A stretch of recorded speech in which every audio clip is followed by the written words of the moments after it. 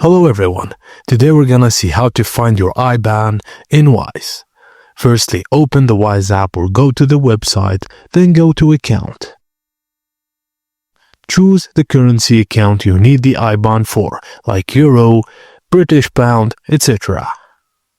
Tap Account Details and you'll see a button or a section labeled It. Tap it to reveal your IBAN, SWIFT, BIC and other bank information.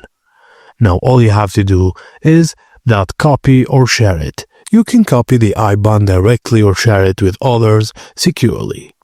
If you don't see an IBAN, it may be because you haven't opened the Euro balance yet, or you're just looking at a currency that uses other systems like account numbers and sort codes for British Pound.